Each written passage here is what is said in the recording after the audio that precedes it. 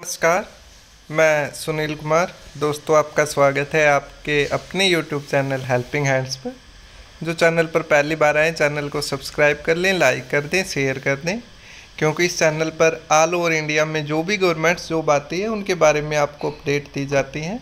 क्या cut off रहने वाली है, कब एग्ज़ाम होगा, कैसा एग्ज़ाम हुआ, तमाम चीज़ें आपको बताती जाती हैं।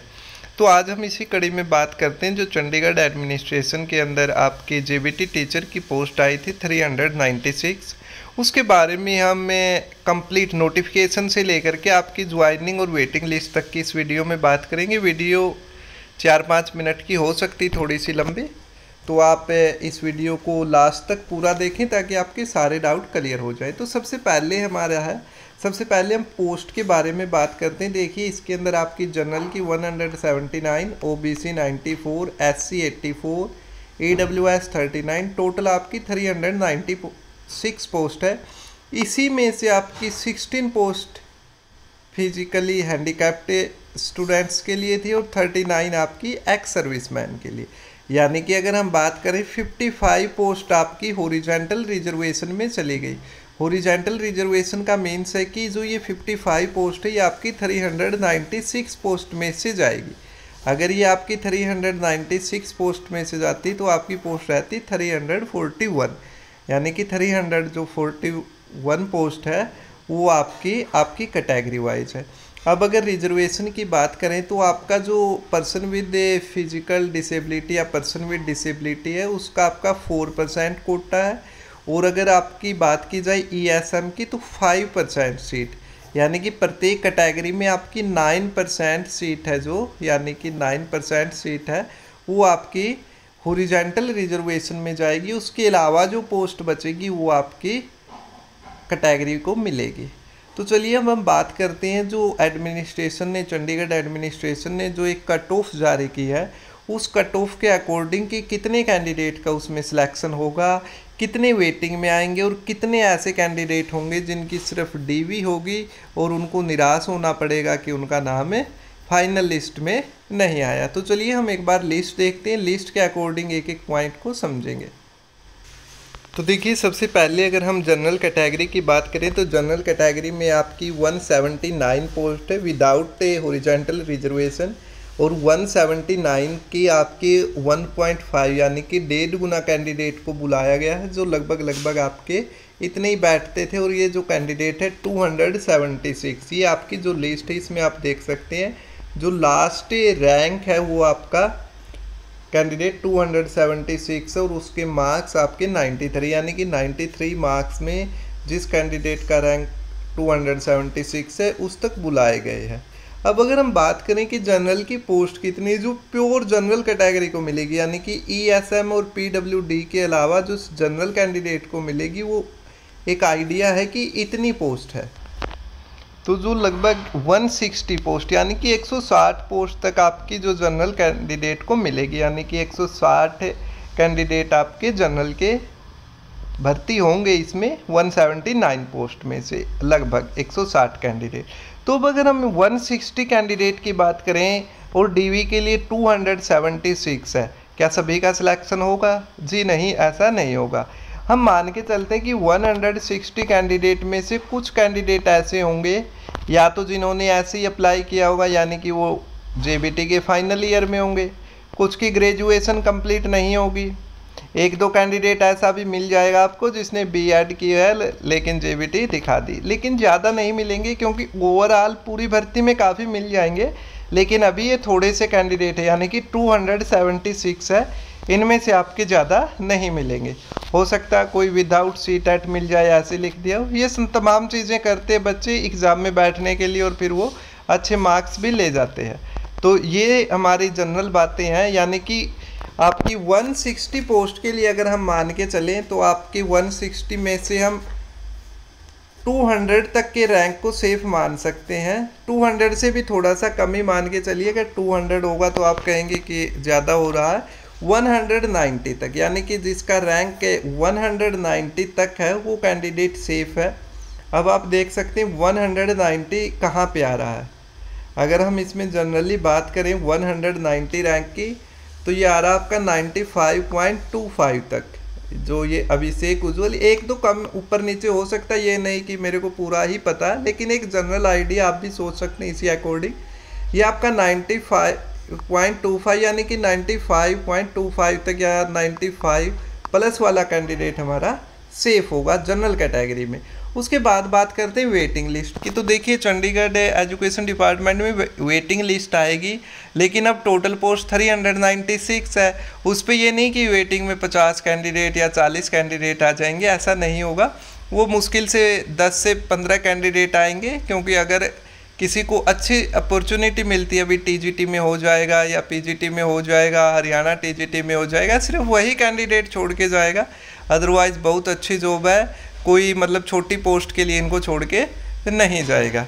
उसके बाद अगर हम बात करें वेटिंग लिस्ट किन में से आएगी, क्या और डीवी की लिस्ट आएगी? जी नहीं, और कोई भी डीवी की लिस्ट नहीं आएगी। ये जो डॉक्यूमेंट वेरिफिकेशन की लिस्ट है ये फाइनल लिस्ट है, चाहे कोई यूट्यूबर कुछ भी कहे, लेकिन ये फाइनल लिस्ट है। इससे ज़्यादा कैंडिडेट को डीवी के लिए नहीं बुलाया जाएगा, और जो फाइनल लिस्ट है वो इन्हीं में से बनेगी। आपको बता दी कि जनरल के आपकी 95 प्लस तक जाएगी।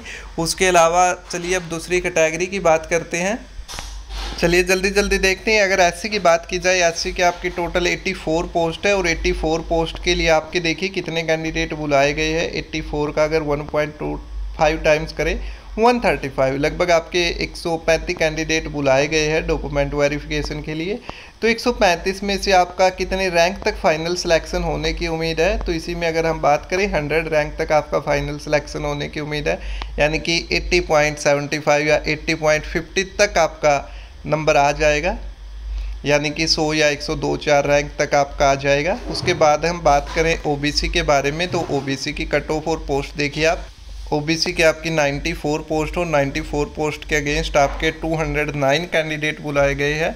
और अगर हम बात करें ओबीसी में भी आपके ईएसएम भी जाएंगे, पीडब्ल्यूडी के कैंडिडेट भी जाएंगे। तो इस तरह से अगर हम आइडिया लगाएं आपके 94 पोस्ट के लिए, तो जिसका रैंक 120 या 125 तक आ रहा है वो कैंडिडेट सेफ है। उसके बाद वाले कैंडिडेट के लिए मुश्किल हो सकती है। तो अगर हम 120 तक बात करें तो ये 88.75 तक ही उम्मीद है कि यानी कि 88 प्लस ही कट ऑफ जाएगी फाइनल। 88 से कम वाले कैंडिडेट का सिलेक्शन होना मुश्किल है, तो वो भी निराश न हो। और एक बात मैं आपको कहना चाहूँगा कि डीवी प्रत्येक कैंडिडेट करवाए, क्या पता कब आपकी किस्मत में क्या लिखा है ये कोई नहीं बता सकता। तो आप डीवी करवाने ज़रूर जाइए, ये मत सोचे कि मेरा तो लास्ट रैंक है। हर कैंडिडेट को डीवी के लिए जाना चाहिए। अगर हम बात करें ईडब्ल्यूएस की, तो ईडब्ल्यूएस की आपकी 39 पोस्ट है, और 39 पोस्ट के लिए आपके 96 कैंडिडेट बुलाए गए हैं। तो अगर हम बात करें ईडब्ल्यूएस में काफ़ी सारे कैंडिडेट्स हैं जिनके मार्क्स अच्छे हैं, तो वो जनरल में चले जाएंगे ऑटोमेटिक। तो ईडब्ल्यूएस में हम मान सकते हैं 70 या 75 रैंक तक के कैंडिडेट की उम्मीद है, यानी कि 88.50 मार्क्स या 88.75 वाले का तो आ जाएगा, इतनी हमें उम्मीद है। ईडब्ल्यूएस कैटेगरी के लिए थोड़े से ज़्यादा कैंडिडेट सेलेक्ट होंगे, क्योंकि ज़्यादा मार्क्स वाले जनरल में चले जाएंगे। एक इसके अलावा एक बात और है कि जनरल में कौन जाएगा जिसने किसी टाइप का रिजर्वेशन नहीं लिया, यानी कि एज वगैरह का रिजर्वेशन नहीं लिया है, तो वही कैंडिडेट जनरल में जाएगा, चाहे वो एससी का हो चाहे ओबीसी का हो। अगर आपने एज का रिलैक्सेशन ले चुके हैं आप, तो आप उसके बाद फिर जनरल में काउंट नहीं होंगे। अगर हम ईएसएम की बात करें, तो ईएसएम का देखिए ऐसा है कि आपकी जो पोस्ट है वो ठीक ठाक है। तो इसके अंदर आपकी ईएसएम के 60 कैंडिडेट ही बुलाए गए हैं। तो उम्मीद है कि सारे के सारे जो कैंडिडेट हैं हमारे ईएसएम में वो सिलेक्ट हो जाएंगे। उसके बाद पीडब्ल्यूडी की बात करें, तो पीडब्ल्यूडी में 29 कैंडिडेट है। 29 में से हम मान सकते हैं कि 20 कैंडिडेट तक सिलेक्ट हो जाएंगे आपके, 20 या थोड़े से 1-2 और एक्स्ट्रा हो सकते हैं, क्योंकि ये अलग अलग आएंगे। आपके ओएच के लिए अलग जाएंगे, वीएच के लिए पोस्ट के अकॉर्डिंग, यानी कि 4-4 पोस्ट है तो सभी में 4-4 ही जाएंगे। तो इसमें आपका जो रैंक है वो मैटर नहीं करेगा, थोड़ा सा आपकी जो डिसेबिलिटी है उसके अकॉर्डिंग आपको पोस्ट मिलेगी। तो इस वीडियो में बस इतना ही। हाँ, अगर हम बात करें एक आपको कौन कौन से डॉक्यूमेंट्स रिक्वायर्ड है स्क्रूटनी के लिए और कब आपकी जो डीवी है वो हो जाएगी, चलिए उसके बारे में 2 मिनट बात करते हैं।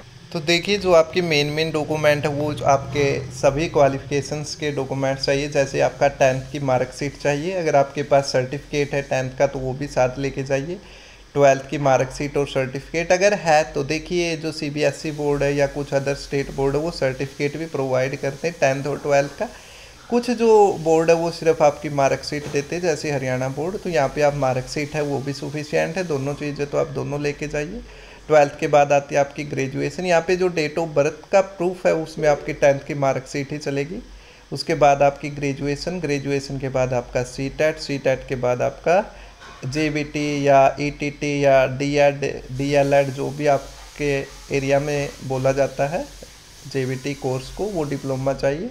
CCC का आपका सर्टिफिकेट होना चाहिए कंप्यूटर का। आपने अगर कोई भी रिजर्वेशन लिया यानी कि कैटेगरी में या फिजिकली हैंडीकैप्ड में तो वो आपका सर्टिफिकेट होना चाहिए। और उसके अलावा रेजिडेंशियल सर्टिफिकेट इतना कंपलसरी नहीं है, फिर भी आपसे मांगा जा सकता है। तो आप ये तैयार कर लें अपने जो कैंडिडेट आपके शॉर्ट लिस्ट हुए हैं। उसके अलावा अगर आपके पास कोई भी डॉक्यूमेंट अभी उपलब्ध नहीं है तो जल्दी से जल्दी वो पूरा कर लें, क्योंकि उम्मीद है अगले हफ्ते तक आपका जो काउंसलिंग का शेड्यूल है, DV का शेड्यूल है, वो आ जाएगा। लेकिन फिर भी अगर आपको वो नहीं मिलता, उसमें टाइम लग रहा, तो आप परेशान न होइए, आपको टाइम दे दिया जाएगा। ये नहीं कि अगर आपके पास कोई डॉक्यूमेंट नहीं मिला तो आपको उसी टाइम रिजेक्ट कर दिया जाएगा। आपको 15 से 20 दिन का टाइम दिया जाएगा, डिफिशियंसी लिस्ट आएगी, उसके बाद भी आपको 1 वीक का टाइम मिलेगा कि आप जल्दी से जल्दी ये सबमिट करवाइए, अदरवाइज़ हम फाइनल रिजल्ट निकाल रहे हैं। तो आपने पैनिक नहीं होना, बिल्कुल भी आराम से अपने डॉक्यूमेंट्स कंप्लीट कीजिए। और अगले हफ्ते तक उम्मीद है कि आपका जो डॉक्यूमेंट वेरिफिकेशन का शेड्यूल है वो जारी हो जाएगा। उसके बारे में आपको जैसे ही शेड्यूल जारी होता है बता दिया जाएगा। इसके अलावा अगर आपको इस वीडियो में कोई भी ऐसा लगता है कि ये चीज़ डाउट क्लियर नहीं हुआ तो आप कमेंट सेक्शन में हमसे पूछ सकते हैं। चैनल को लाइक, शेयर और सब्सक्राइब आप कर सकते हैं। इस वीडियो में इतना ही। धन्यवाद। जय हिंद, जय भारत। हाँ, कुछ कैंडिडेट के वैसे क्यूरी आ रही थी कि हमारे पास CCC का डिप्लोमा नहीं है, तो वो मेरे से कांटेक्ट कर सकते हैं। उनको बता दिया जाएगा कि आपके पास कौन सा डिप्लोमा होना चाहिए, किस ग्रेड का होना चाहिए। धन्यवाद। जय हिंद, जय भारत।